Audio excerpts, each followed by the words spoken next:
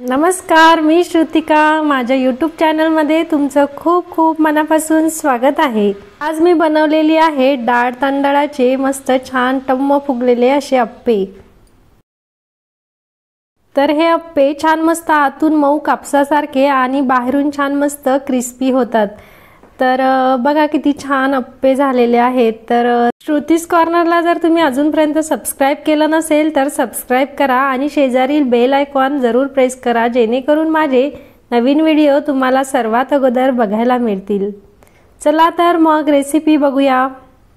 एक वाटी डाळ मी 2 ते 3 पाण्याने स्वच्छ धुवून घेतली आणि त्यानंतर 5 ते 6 तास तिला भिजत घातली।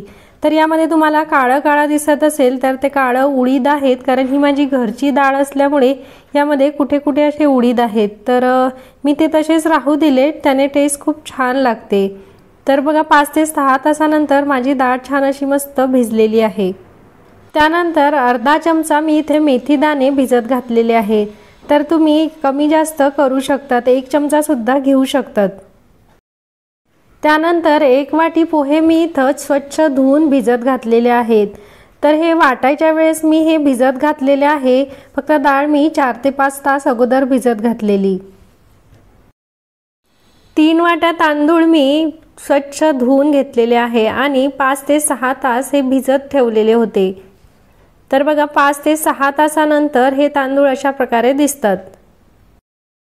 आता ही भिजत घातलेली आपली डाळ आपण मिक्सरला वाटून घेतलेली आहे। तर वाटताना थोडंसं पाणी टाकून ही डाळ वाटायची, खूप जास्त सुद्धा पाणी टाकायचं नाही। ही वाटलेली डाळ एका भांड्यामध्ये आता मी काढून घेतलेली आहे। त्यानंतर भिजत घातलेले पोहे सुद्धा बारीक मी वाटून घेतलेत। मिक्सरला बारीक केलेले हे पोहे आपण अगोदर ज्या भांड्यामध्ये डाळ वाटून घेतलेली आहे त्या भांड्यामध्ये काढून घ्यायचं।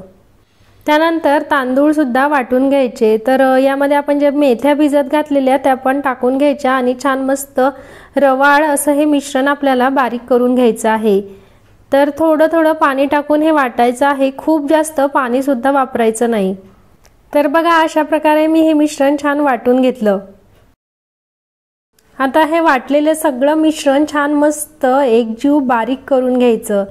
तर बघा अशा प्रकारे मी छान मस्त त्याला फेटून घेतलेलं आहे। साधारण 5 मिनिट हे मिश्रण मी छान मस्त फेटून घेतलं। झाकण ठेवून 5 ते 6 तास आंबवण्यासाठी ठेवून दिलं।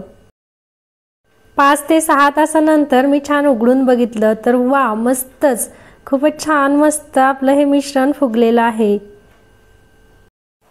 बघा किती छान मस्त फ्लफी आपलं हे मिश्रण झालेलं आहे। तर मी सकाळी 7 ला हे सगळं डाळी आणि तांदूळ मेथी दाणे भिजत घातलेले होते आणि दुपारी मी ते वाटण केलं आणि नंतर बघा दुसऱ्या दिवशी सकाळी छान मस्त मिश्रण फुगून आलं होतं। आता याचे आपण अप्पे करायला घेऊया। एका भांड्यामध्ये मी आता थोडंसं मिश्रण काढून घेतलं आणि त्यामध्ये चवीपुरतं मीठ टाकलं। त्यानंतर 3 ते 4 पळ्या तेल टाकून घेतलं। तेल टाकल्यामुळे अप्पे छान मस्त रुचकर होतात। तर चिमूटभर साखर टाकली। साखर टाकल्याने अप्प्यांना कलर खूप सुंदर येतो आणि चव सुद्धा खूप छान लागते। बारीक कट केलेला कांदा टाकून घेतला। एक बारीक कट केलेलं गाजर टाकून घेतलं। तर तुम्ही आवडीनुसार यामध्ये बारीक केलेली हिरवी मिरची, टोमॅटो सुद्धा टाकू शकतात।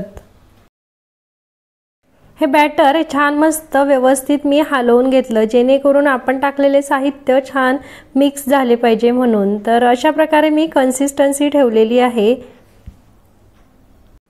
आता गॅसवरती अप्पे पात्र मी ठेवलेलं आहे। तर गॅसवरती अप्पे पात्र ठेवून त्याला छान मस्त तेल लावून पसरवून घेतलेलं आहे। तर हे माझं बिळाचं भांडं आहे, याच्यावरती अप्पे खूप छान मस्त क्रिस्पी होतात।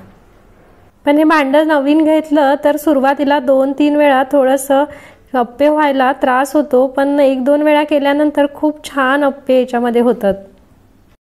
भांडं तापल्यानंतर अशा प्रकारे मी त्यामध्ये हे बॅटर थोडं थोडं टाकून घेतलेलं आहे। तर सगळे अप्पे टाकून घ्यायचे। झाकण ठेवून 1 ते 2 मिनिट हे छान मस्त होऊ द्यायचे। 2 मिनिटानंतर बघायचं तर वा मस्त, खूपच छान माझे अप्पे झालेले आहेत। त्यानंतर सुरीच्या साह्याने किंवा फोर्क किंवा स्पूनच्या साह्याने हे दुसऱ्या बाजूने सुद्धा छान मस्त शेकून घ्यायचे। तर बघा किती छान मस्त झालेले आहेत आणि रंग तर खूप सुंदर आलेला आहे माझ्या अप्प्यांना। दुसऱ्या बाजूने सुद्धा 1 मिनिटभर हे छान मस्त होऊ द्यायचे आहेत। तर बघा किती छान सुंदर आपले असे हे अप्पे तयार आहेत। तर रंग सुद्धा खूप छान आलेला आहे आणि यामध्ये व्हेजिटेबल्स टाकलेले आहेत, त्यामुळे खूप पौष्टिक असे आपले हे अप्पे तयार आहेत। मुलांच्या टिफिनला द्यायला अगदी परफेक्ट असा हा मेनू आहे आणि विशेष म्हणजे पौष्टिक सुद्धा आहे। तर मुले खूप छान मस्त आवडीने खातात असे हे अप्पे। मुलांना टिफिनला न्यायला अगदी परफेक्ट असा हा मेनू आहे। तर मुलं आवडीने सुद्धा खातात आणि अगदी पौष्टिक सुद्धा आहे। तुम्ही ट्राय करून बघा आणि कसे झाले मला कमेंटद्वारे कळवा। चला तर मग पुन्हा भेटूया नवीन अशाच एका रेसिपी सोबत। तोपर्यंत खात राहा, मस्त राहा। धन्यवाद, बाय बाय।